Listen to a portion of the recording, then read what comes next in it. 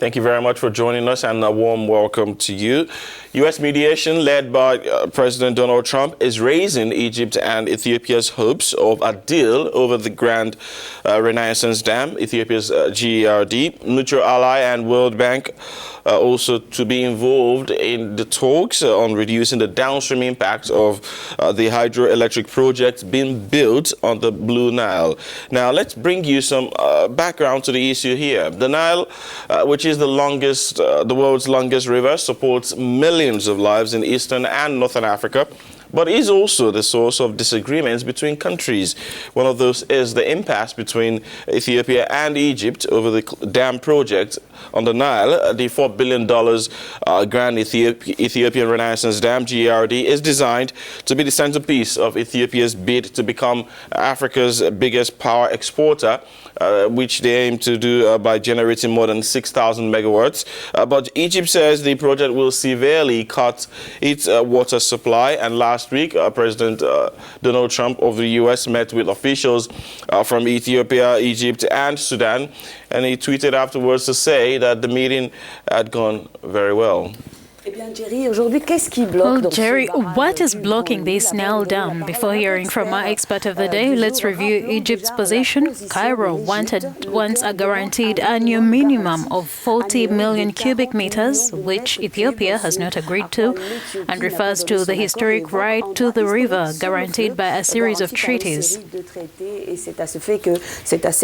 The foreign ministers of Egypt, Sudan, and Ethiopia meeting on Wednesday in Washington have given themselves until January 2020 to reach an agreement on a project for the construction of a huge dam on the Blue Nile, which is causing tensions between their countries. The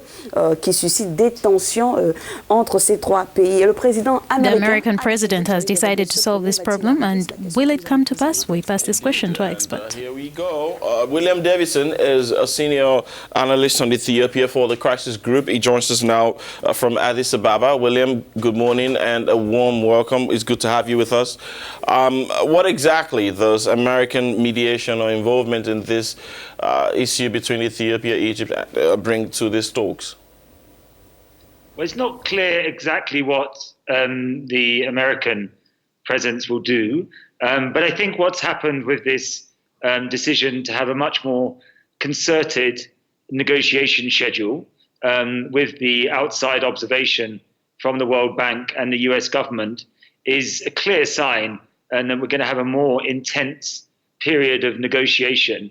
And it's also a significant change in sort of format, or at least the environment for the negotiations, which, as you know, had been getting stuck and still had not reached agreement on the key issues. So in terms of the exact American, what the Americans are bringing here, not entirely clear, but definitely these developments are significant in terms of the talks. Well, William, Ethiopia was strongly opposed to the intervention of an external mediator, as Egypt wanted. Is last week's meeting with President Trump a sign that Addis Ababa is ready to compromise?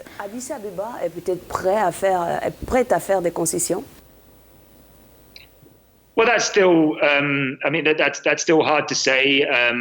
I am hopeful, and I think there's reason to be hopeful that this more intense negotiating period will force the countries into concessions and therefore towards a compromise position. There does seem to be a technical compromise on the filling and operation of the dam. I think the danger is that this dispute over the Renaissance Dam is wrapped up in a much larger dispute over sort of political power, control of the Nile Basin, and legal historical disputes over treaties and the legal framework governing the basin. So there is a lot to sort out over the next few months when you take into account all of those issues. But let's hope that we can see a sort of step-by-step process where, like I say, the parties are forced into a compromise